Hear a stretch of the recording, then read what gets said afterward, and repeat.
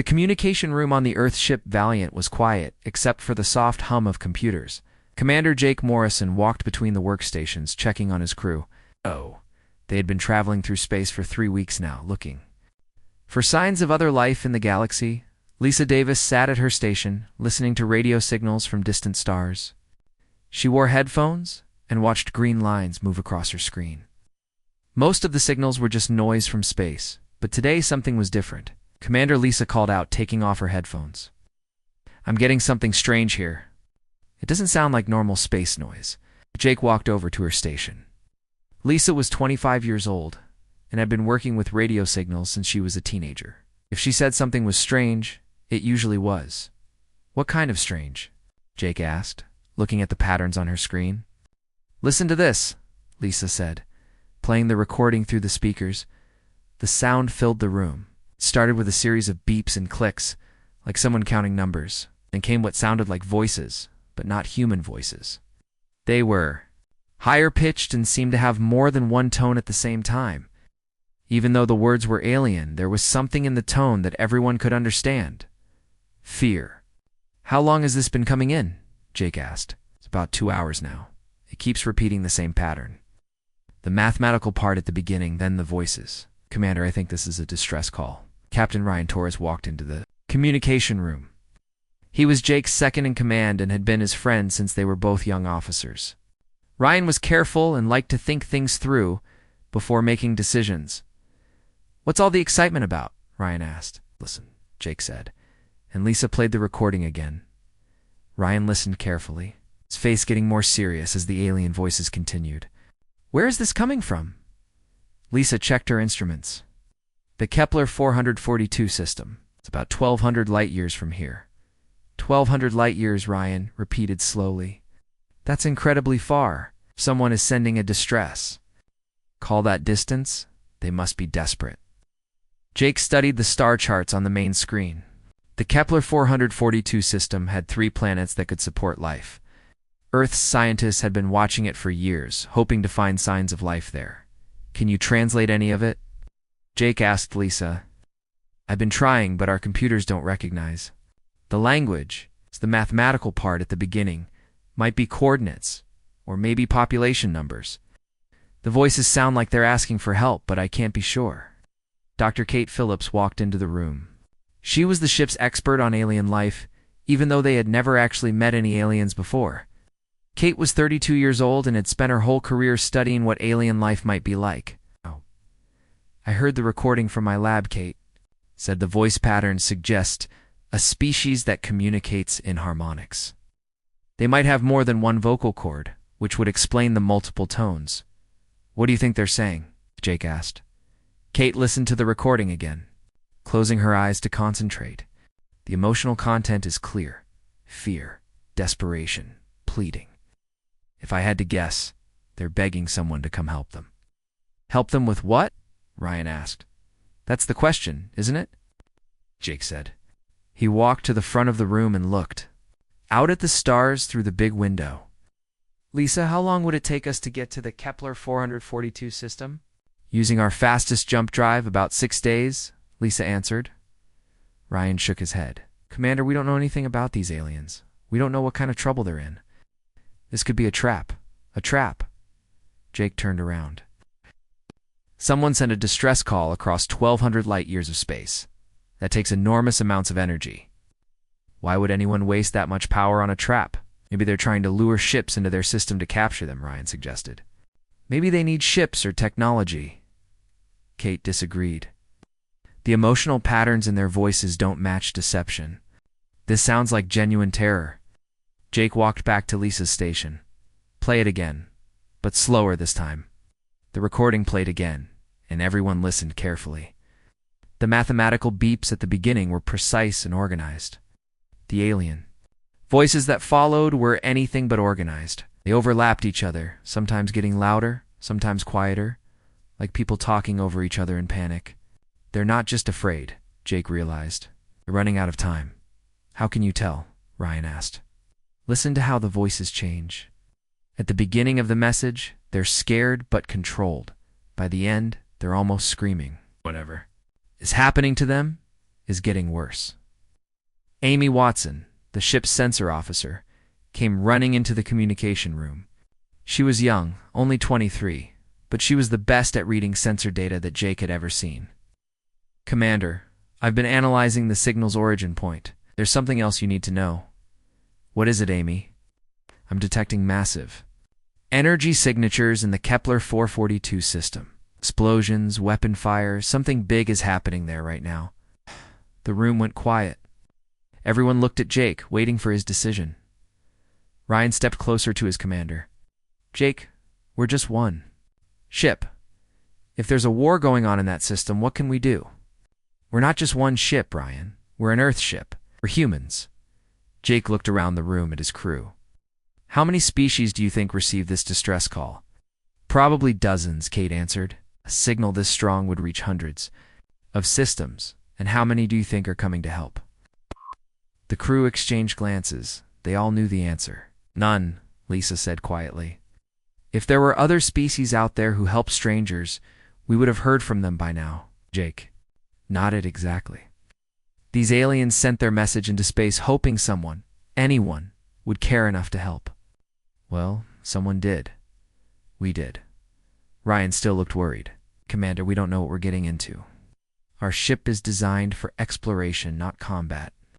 "The Valiant has weapons," Jake pointed out, "and we have something else." "What's that?" "We're from Earth?" Jake smiled, but it wasn't a happy smile. "We know how to fight. We've been fighting our whole history. Every other species we might meet probably evolved on nice, peaceful worlds. We didn't." Kate understood what Jake meant. Earth is what scientists call a death world. High gravity, violent weather, dangerous animals, natural disasters. Most planets that develop life are much gentler than Earth, which means most aliens are probably gentler than us, Jake continued. "They might not know how to deal with violence the way we do." Amy checked her sensors again. "Commander, the energy signatures are getting stronger. Whatever is happening in that system is getting worse." Jake made his decision. "Lisa, send a message back to Earth Command. Tell them we're responding to a first contact situation and a distress call. Ryan, get the crew ready for jump." "We're going to the Kepler-442 system, sir," Ryan said. "What if we're too late? What if these aliens are already dead by the time we get there?" Jake looked out at the stars again. Somewhere out there, 1,200 light years away, someone was crying for help. Maybe they were already dead. Maybe it was a trap. Maybe they were flying into a war they couldn't win. "Then at least they'll know someone came," Jake said. "At least they'll know someone cared enough to try." The crew went to work preparing the ship for the long jump to the Kepler-442 system.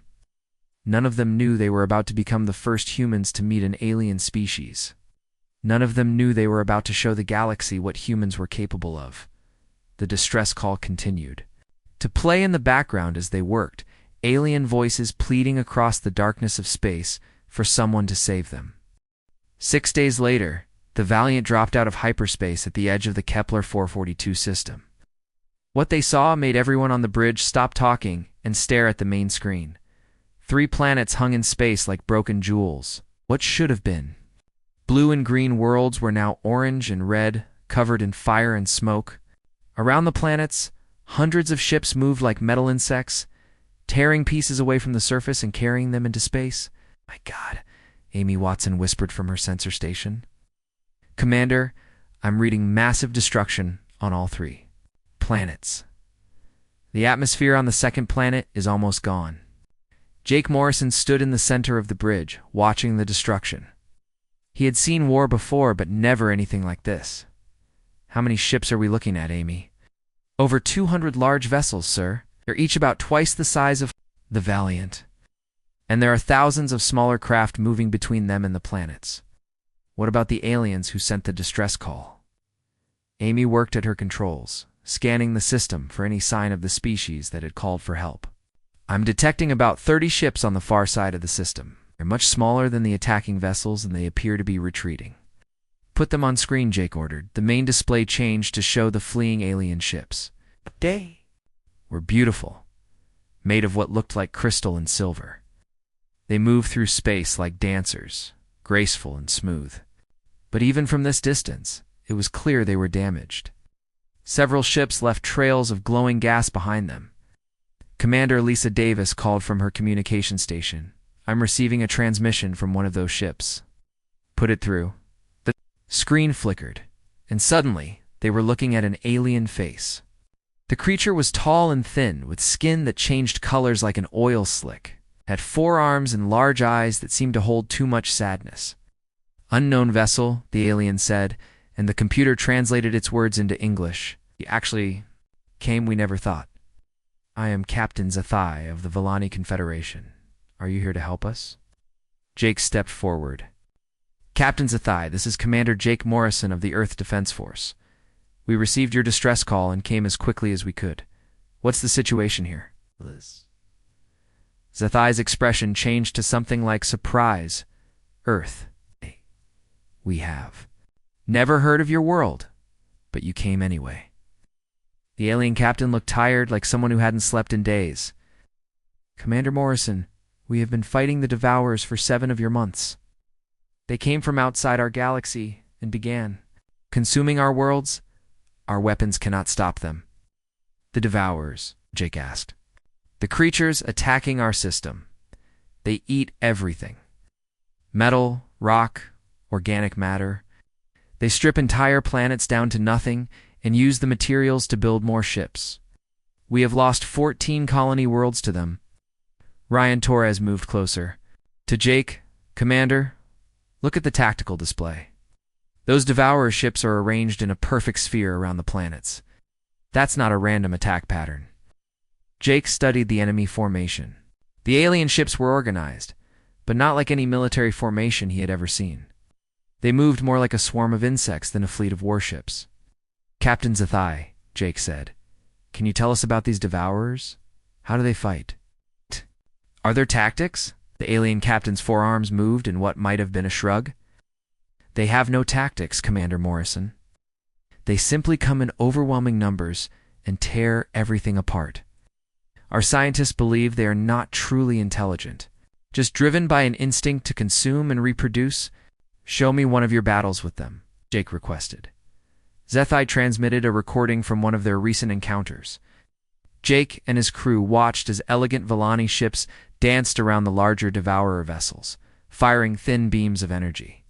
At them, the Villani moved beautifully, but their weapons barely seemed to damage the enemy ships. Your ships are fast, Jake observed. Yes, we are much quicker than the Devourers, but speed means nothing when they can absorb our weapons and adapt to them. Each time we develop a new type of energy beam, they change their hull materials too. Resist it. Dr. Kate Phillips had been listening from her position near the science station. Captain Scifi, can you tell us about your world? What was it like before the Devourers came? Villani Prime was peaceful, Dr. Phillips. We had no wars, no violence. Our people spent their time creating art, music, and exploring the stars. We never needed to learn how to fight because there was nothing to fight against. Jake and Ryan exchanged a look. They were beginning to understand why the Villani were losing this war. Captain Jake said carefully, when you say you never learned to fight, do you mean your people have no military experience at all? We had ships for exploring and some tools for mining asteroids, but nothing designed for war. We tried to modify our exploration vessels, but Scifi gestured toward the burning planets. You can see how well that worked. Amy Watson looked up from her sensors. Hey, Commander, I'm detecting movement in the Devourer fleet. Their ships are turning toward us. How many? 12 large vessels and about 50 smaller ones. They'll be in weapons range in 20 minutes. Jake turned back to the screen where Scifi waited. Captain, we're about to have company. Can your ships fight alongside ours? Commander Morrison, with respect, you have one ship against hundreds. You should retreat while you still can.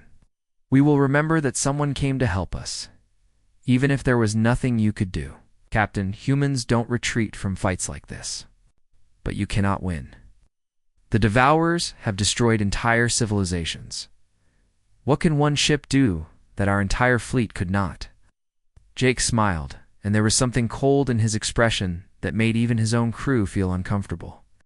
Captain, Scifi, there's something you need to understand about humans. We come from a world that spent millions of years trying to kill us.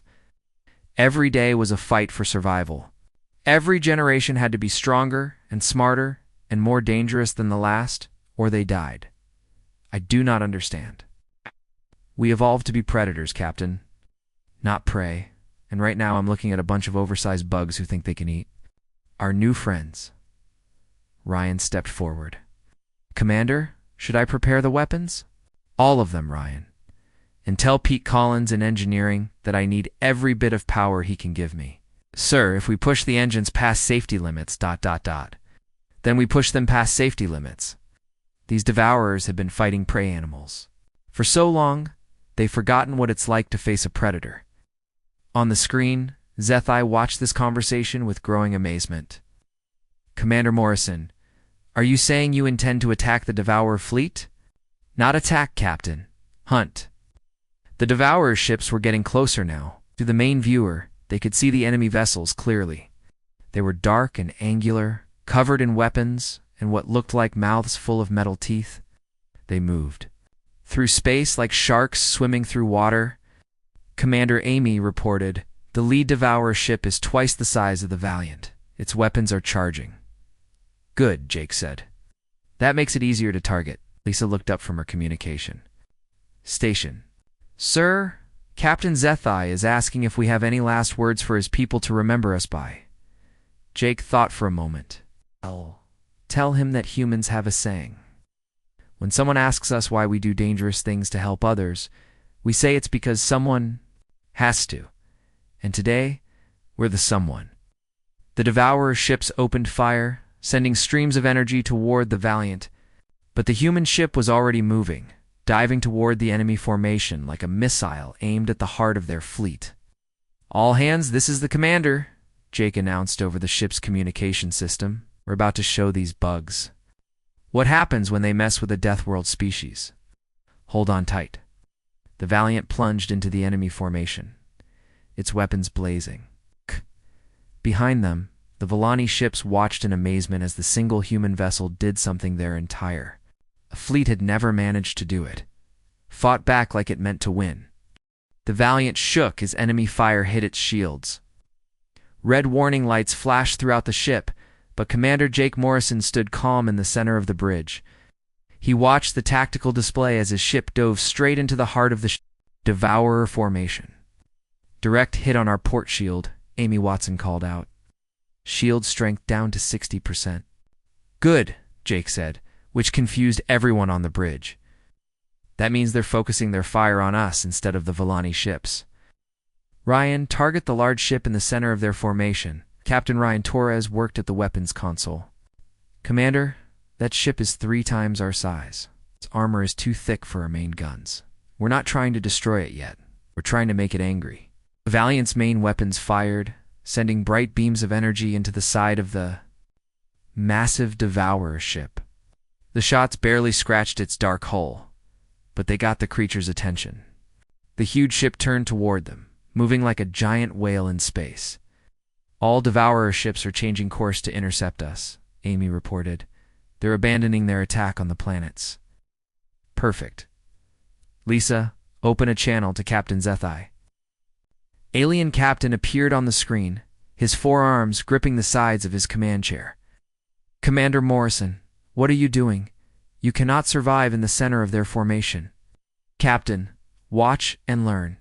Your people fight like prey. Animals. You try to stay away from danger, hit the enemy from a distance, and hope to outlast them. Yes, that is the logical way to fight a superior force. Jake smiled, but it was not a friendly smile. We don't fight like prey, Captain. We fight like predators. We get close, we go for the throat, and we don't stop until the enemy is dead. The Valiant spun through space, dodging between the massive Devourer ships, where the Volani vessels moved like dancers. The human ship moved like a hunting animal. It was brutal and direct, taking hits that would have crippled the more delicate. Alien craft in the engine room, Chief Engineer Pete Collins pushed the ship's reactor far beyond safe limits. Sweat dripped from his face as he worked at the control panels. The temperature in the engine room was over 100 degrees, but Pete and his team kept working. Collins to bridge, Pete called over the communication system. I've got power. At 120%, but I can't hold it for more than 15 minutes. After that, We risk a core explosion. 15 minutes is all we need, Pete.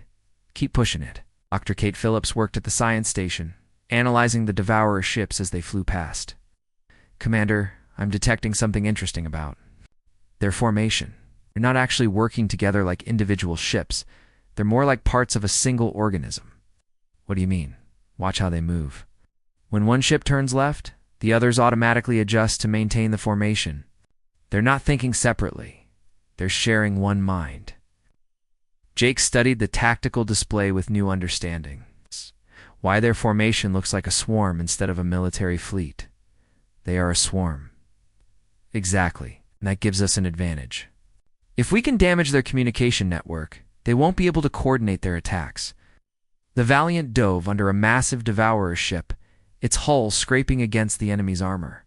Sparks flew as metal ground against metal, but the human ship emerged on the other side, still intact. Ryan, target the communication arrays on that big ship. The ones that look like metal trees growing out of its hull. Targeting now, sir? The Valiant's weapons fired repeatedly, cutting through the strange, organic-looking communication devices. Each time, one was destroyed. Jake noticed that some of the smaller Devourer ships began moving more slowly, as if they were confused. It's working, Amy announced. Several enemy ships are breaking formation. They're not responding to the group movements anymore. Captain Zethai watched from his own ship as the human vessel continued its impossible attack. The Valiant was damaged now, with scorch marks across its hull and several weapon ports destroyed. But it kept fighting with a determination that amazed the peaceful alien. Commander Morrison, Zethai said over the communication channel, "Your ship is badly damaged. Your tactics are completely insane. But somehow, you are winning. Captain, on Earth we have a saying. It's not the size of the dog in the fight, it's the size of the fight in the dog. I do not understand this saying. It means that being big and strong doesn't matter if you don't have the will to fight. These Devourers are used to fighting species that give up when things get hard. We don't give up." A massive explosion lit up space as the Valiant's weapons finally penetrated the main Devourer ship's hull.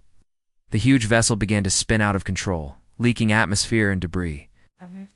"Command ship is down," Ryan reported. "But we've got bigger problems. 3 more large ships are moving to surround us." Jake looked at the tactical display. The Valiant was trapped in the center of a triangle of enemy ships, each one larger and more heavily armed than his vessel. Any reasonable commander would try to escape. "Amy, what's the status on those Volani ships?" "They're still hanging back at the edge of the system, sir. They seem to be waiting to see what happens to us. Lisa, open a channel to all Volani ships." Several alien faces appeared on the screen, including Captain Zethai. They all looked worried and confused. "Listen carefully," Jake said. "We're about to show you something important about how humans fight. We don't just attack our enemies.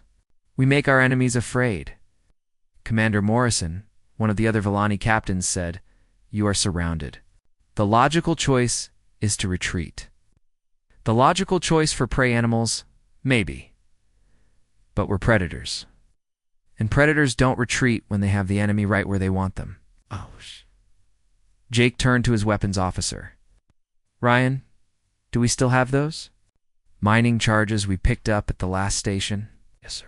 12 of them in Cargo Bay 2. Load them into our torpedo tubes." Ryan looked confused. "Sir, mining charges aren't designed to be used as weapons. They're just for breaking up asteroids." "Exactly. The Devourers won't expect them because no military ship would use mining equipment as a weapon." "But Commander, the explosion from 12 mining charges could damage our own ship." Jake's smile grew wider. "Ryan, that's the point. Yeah. These bugs have been fighting careful, logical species for so long. They don't know how to deal with someone crazy enough to risk destroying their own ship to win a fight." The Valiant loaded the mining charges and fired them at the 3 surrounding Devourer ships. But instead of trying to escape the blast radius, Jake ordered his ship to fly closer to the enemy vessels. "Commander, this is suicide," Amy said. But she stayed at her station. "No, Amy, this is human." The mining charges exploded all at once, creating a blast that lit up half the solar system. The three Devourer ships were caught completely off guard. They had expected the human ship to try to escape, not to fly directly into the explosion.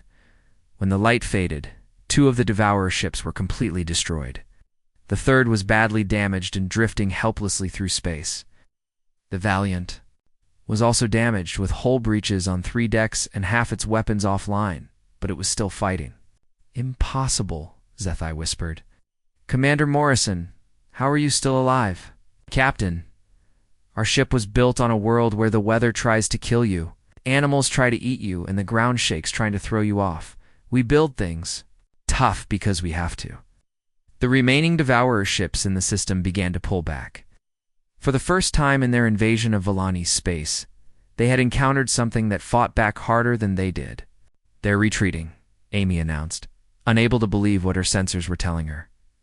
Jake nodded. "Good. Now comes the hard part." "The hard part?" Ryan asked. "Commander, we just fought off an entire fleet." "No, Ryan, we just made them angry. Now we have to finish what we started." The Valiant drifted in space, smoke pouring from several holes in its hull. Half the ship's lights were out, and the air tasted like burned metal, but Commander Jake Morrison was not finished fighting. "Damage report," Jake called out as he walked around the bridge, checking on his crew. "Hull breaches on decks 4, 7, and 9, Amy Watson reported. "We've lost main power to the port weapons array. Life support is running on backup systems." "What about the crew?" Dr. Kate Phillips looked up from her medical scanner. 12 injured, but no deaths. "The crew and engineering took the worst of it when we flew through that explosion." Jake nodded. His people were tough, just like their ship. "Ryan, what's our weapon status?" "We've got about 60% of our firepower left, Commander. The good news is that our shield generators are still working, and the bad news? We're down to our last torpedo, and we used up most of our energy weapon charges in that last fight." Jake studied the tactical display. The Devourer fleet had pulled back to the outer edge of the system, but they weren't leaving. About 60 enemy ships remained, and they were regrouping into a new formation. "They're learning from what we did to them," Jake observed. "Look at how they're spreading out now. They're not clustering together like before." Captain Zathai appeared on the main screen. The alien captain looked amazed and confused at the same time. "Commander Morrison, what you just did was impossible. No one has ever made the Devourers retreat before." "We didn't make them retreat, Captain. We made them regroup. There's a difference." "I do not understand. The Devourers were fighting on instinct before. They swarmed us like angry insects. But now they're thinking. That makes them more dangerous, not less." Dr. Kate Phillips had been studying the sensor readings from their battle. "Commander, I've learned something important about these creatures. When we destroyed their communication arrays, some of the smaller ships became confused and stopped working together. But after a few minutes, they reconnected somehow. How is that possible? I think each ship has backup communication systems. When the main network gets damaged, they can rebuild it. But there's a weak point in the process." Jake turned to listen. Kate was the smartest person on his ship, and her ideas had saved them before. The larger ships act like control centers. 4 groups of smaller ones. If we can capture one of the big ships, instead of destroying it, we might be able to learn how their network really works. "Capture a Devourer ship?" Ryan looked skeptical. "Kate, those things are designed to eat other ships. How do we capture something like that? It's the same way humans have always captured dangerous animals. We use bait, and we use traps." Jake was starting to understand Kate's plan. "You want to use the Valiant as bait?" "Exactly. We make them think we're helpless. Let one of their big ships get close enough to try to capture us, then we board it." Amy Watson looked up from her sensor station. "Commander, the Devourer fleet is moving again. They're coming back, but slower. This time, they're being more careful." "How long do we have?" "About 30 minutes before they're in weapons range." Jake made his decision. "Kate, prep a boarding team. Ryan, I want you to make our ship look as damaged as possible without actually making it more damaged." "Sir, how do we do that?" "Shut down half our remaining weapons. Vent some atmosphere from the damaged sections to make it look like we're losing life support. Make them think we're about to die." Captain Zathai was still on the communication channel. "Commander Morrison, are you planning to fight again? Your ship cannot survive another battle like the last one." Captain, that's exactly what I want. The Devourers to think. Jake left the bridge and went to the armory, where his security team was preparing for the boarding mission. Sergeant Lucy Adams was checking weapons and equipment with her squad. Lucy, how many people can we spare for a boarding party? 8, sir. That leaves enough crew to keep the ship running, but just barely. Jake picked up a rifle and checked. It's power cell. That'll have to be enough. Remember, we're not trying to destroy the enemy ship from the inside. We're trying to capture it. Sir, how do we capture a ship full of creatures that want to eat us? Very carefully. Meanwhile, Captain Ryan Torres worked on the bridge to make the Valiant look defeated. He shut down weapon systems, reduced power to the engines, and even opened some of the smaller hull breaches to vent more atmosphere into space. Commander Morrison to bridge.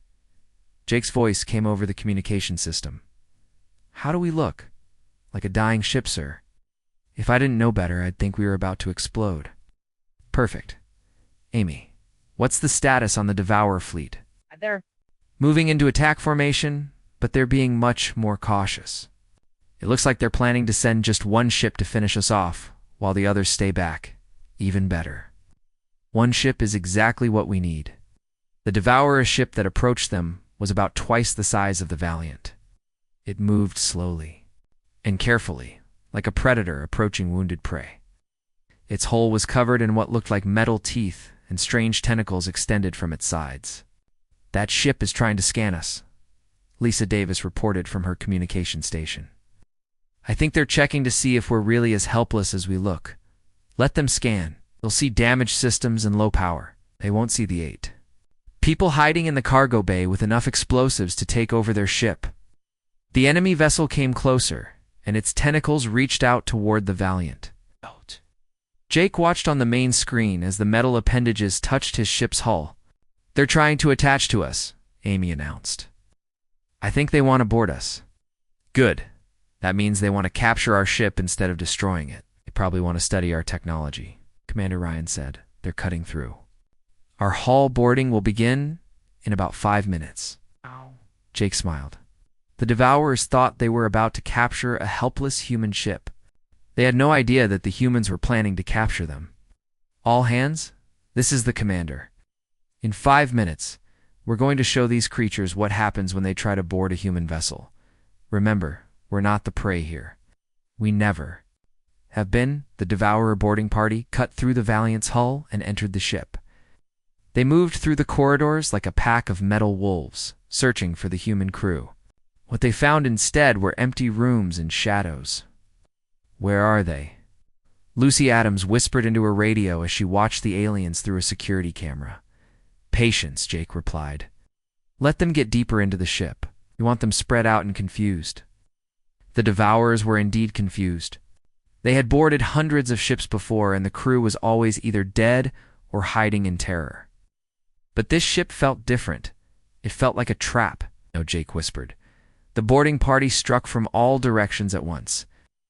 Maintenance shafts, storage rooms, and hidden passages.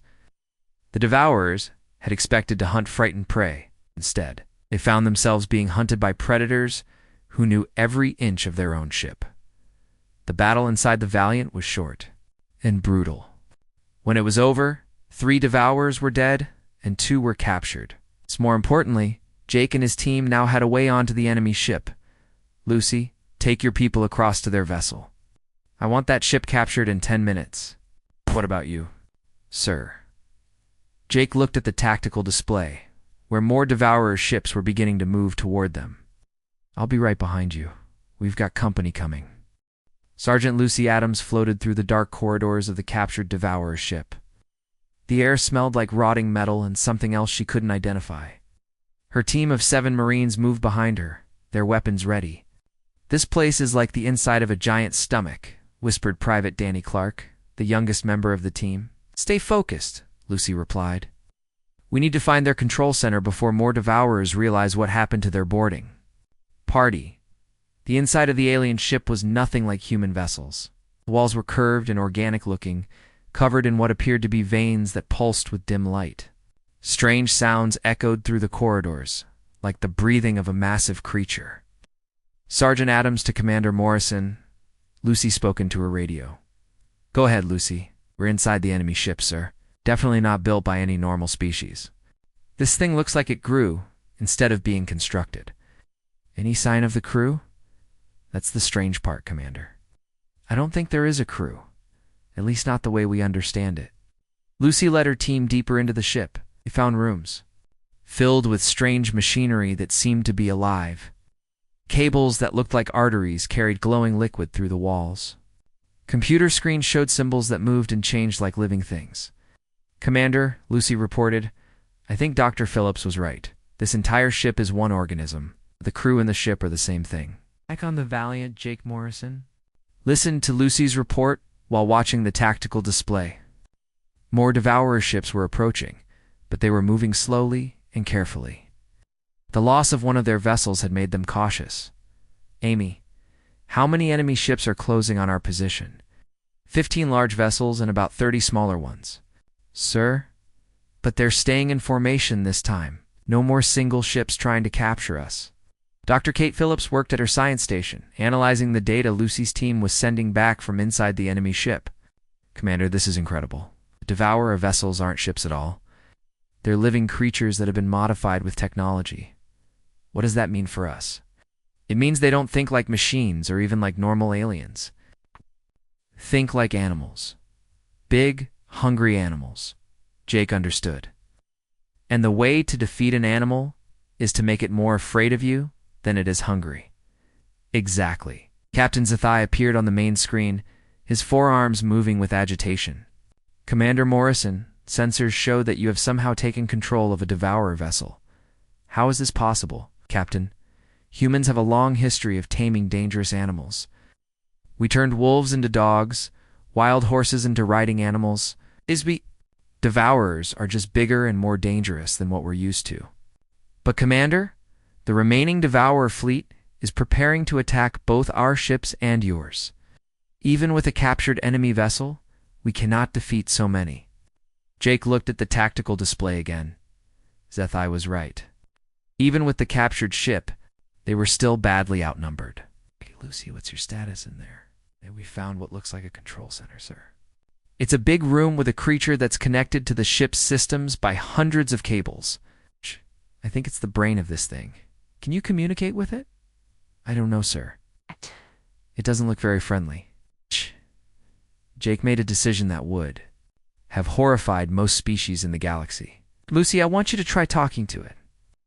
Sir, if this thing is an animal, then it can probably be reasoned with.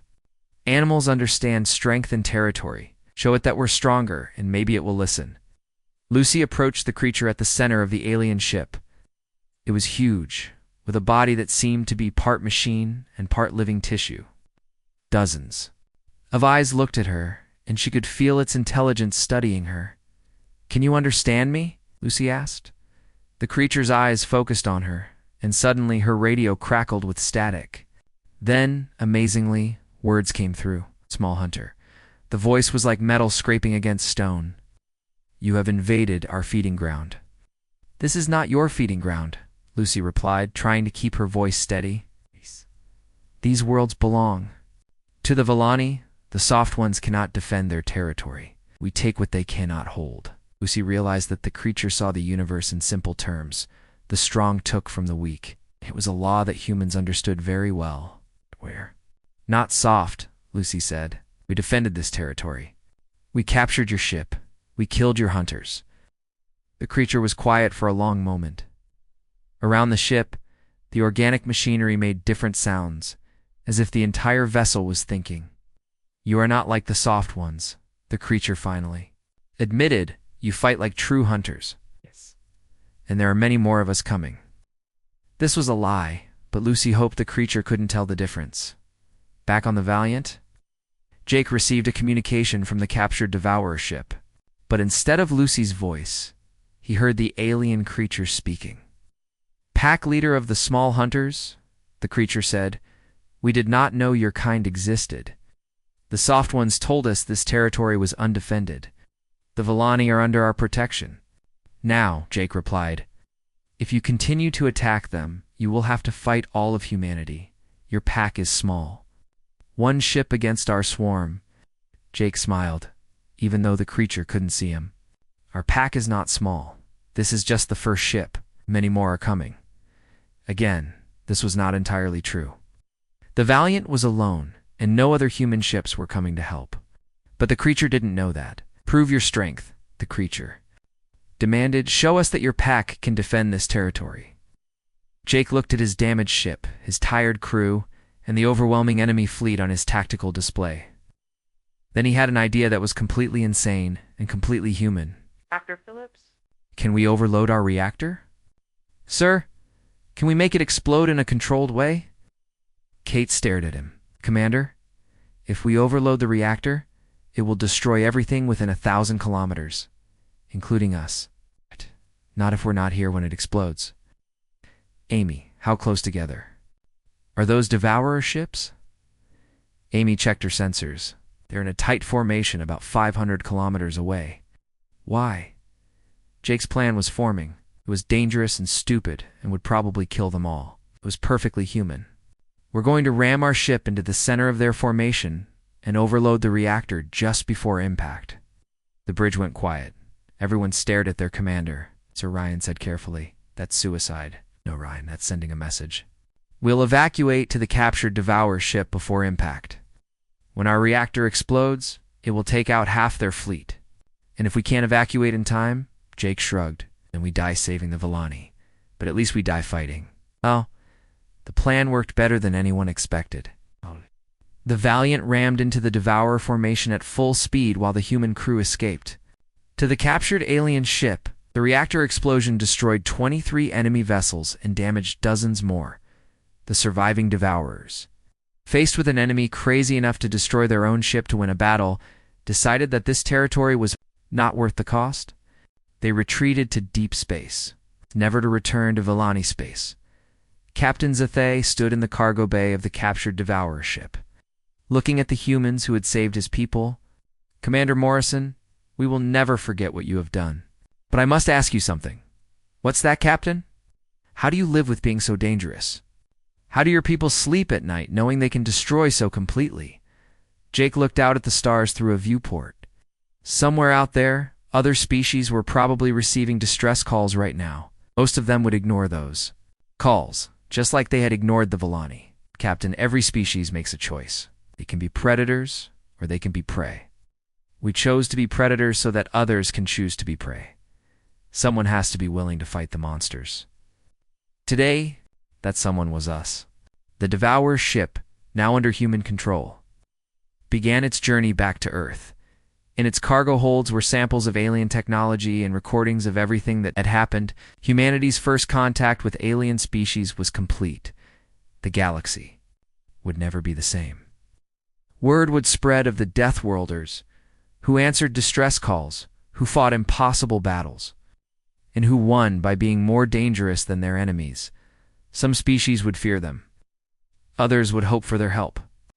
But everyone would know that somewhere in the darkness between stars, there were hunters who protected the prey.